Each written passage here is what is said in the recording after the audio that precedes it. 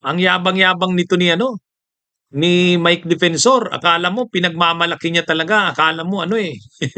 Titistigo na raw si Saldico kapag nagkaroon ng impeachment hearing. Ha? Kapag nagkaroon ng hearing sa impeachment laban kay PBBM, yung final nilang pangatlong impeachment complaint, kapag natuloy daw ang impeachment hearing kay PBBM, handa raw si Saldico na magtestigo. Oh, yan ang sinasabi ni Mike Defensor. Mga kabunyog mga kababayan.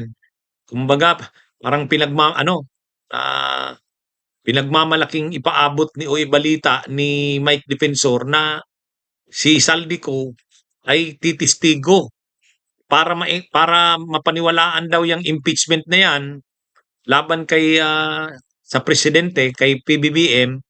Titistigo daw si Saldico. Akala naman natin uuwi na si Saldico tapos magtitistigo na dito. Oh, kung ganun sana, okay. Di ibig sabihin magko-cooperate na si Saldico.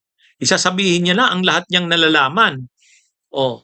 Kaya lang ang problema, mga kabunyog mga kababayan, ang problema, hindi naman pala magtitistigo na harap-harapan, online lang daw. Kumbaga kung nasaan man si Saldico, kung nasa Portugal man yan, dun ibibigyan lang siya ng link o ano, para maka-attend sa hearing tapos magtitistigo siya. Ang tindi naman yan. Ano ba itong nangyayari dito kay Mike Defensor? Kung talagang gusto nilang ipin down ang administrasyon ni PBBM, kung gusto nilang makulong at makasuhan si Martin Romualdez, mag-produce na sila ng pinakamatitibay nilang ebidensya at testigo. Si Saldico, pauwiin na nila sa Pilipinas. Sabihin niya na ang mga nalalaman niya. Kung ituturo niya si PBBM at saka si Romualdez, ay medyo mabigat yan. Imagine niyo si Saldico magtitistigo laban kay Romualdez at kay Marcos. ha? Mabigat talaga yan. Mahihirapan talaga niyan sila Romualdez. Pwede pang madiin diyan si Marcos. Oh. Kaya lang, wala naman eh. Akala ko yung sinasabing, kasi binabalita, magtitestify na daw magtitistigo na raw si Saldico. Sabi ko, uuwi na ba si Saldico? Ano daw? Ito daw ang magiging testigo nila Defensor kapag natuloy ang hearing ni laban kay Marcos. Ito daw yung sabi ko, matindi talaga yan. Kung ang testigo na nila ay magko-cooperate na si Saldico, marami talagang nalalaman yan. Kaya lang, nung nalaman ko, pag pinagbigyan daw ng Kamara, halimbawa, Justice Committee, yung Justice Committee ni Beatrix Listro, maghihiring doon sa impeachment ni PBBM. Final nito nila Mike Defensor. Pag nag-hearing ang Justice Committee, ipapatawag si Saldico, magtestigo, sabihin niya yung nalalaman niya. Yun naman pala, online lang, via Zoom. Jesus naman. Anong silbi niyan? Anong silbi niyan? Parang ano lang, kumbaga, papabiluin mo si Saldico na sabihin na magtestigo, pero hindi naman siya pwedeng makonfront. Kasi dapat maganda niyan pag dumating yan sa punto ng talagang maisulong yung impeachment kay PBBM at talagang gusto nilang madiin ito, pauwiin si Saldico. Yan ang talaga naman pag si Saldico nagtestigo, medyo mabigat talaga yan.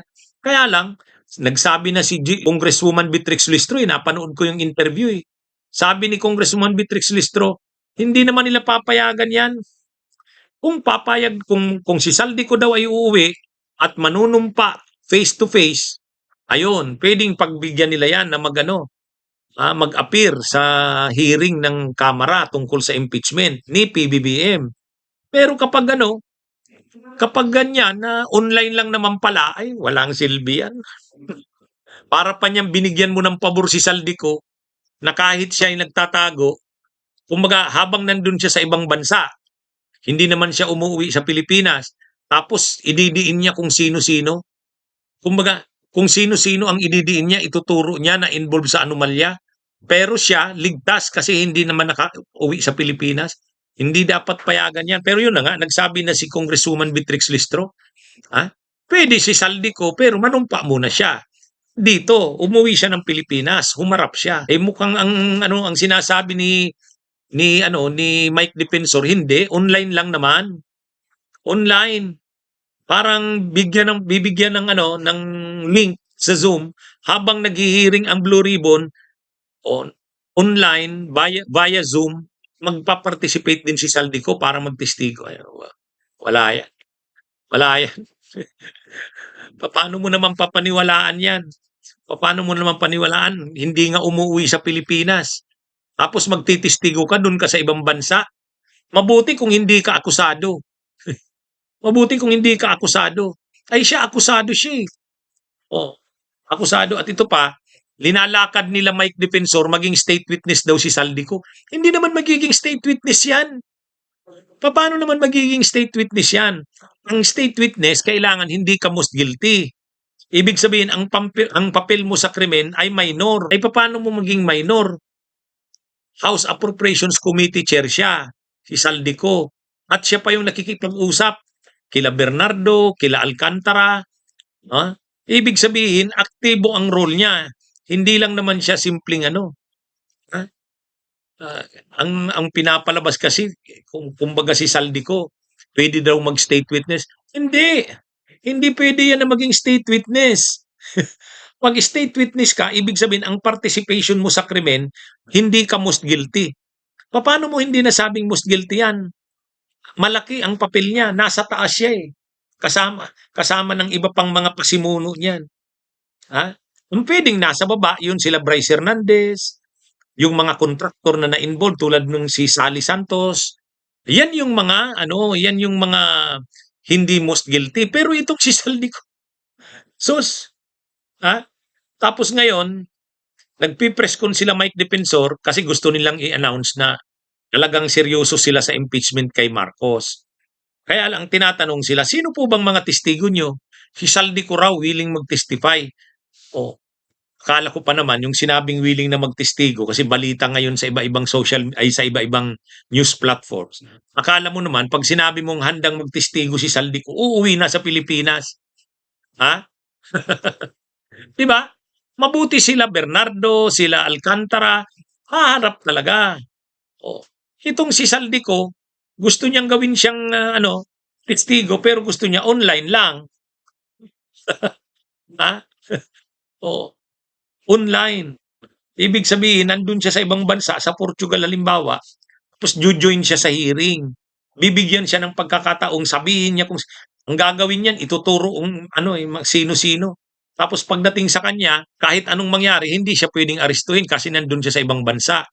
Dapat dito, humarap siya sa hearing ng Senado. Humarap siya. Yun ang dapat gawin dyan. Di ba? Mga kabunyog, mga kababayan.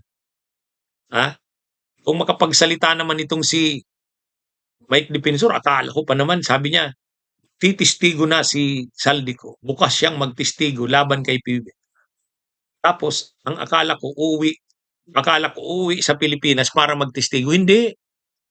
Ano pala, online. Kung papayagan daw si Saldico ng Justice Committee, ay nagsabi na si Congresswoman Beatrix Lestro, hindi. Hindi pwede yan. Hindi pwede yan. Magpapa-interview siya, ay magwi-witness siya sa Senado, tapos magwi-witness siya sa House, sa impeachment. Tapos siya, nakaano lang, online lang, via Zoom. Hindi pwede yung ganyan. Kaya, akala ko pa naman, inutil naman pala yung binalita ni Mike Defensor, mga kabunyog, mga kababayan. Inutil pala. Bunyog, bunyog, halikan na kasama ka. Bunyog, kapag buklod ay may pag-asa. Luzon, Visayas, Mindanao, isa ang pananaw. Sa bagong Pilipinas ang bunyog isisigaw. Bunyog.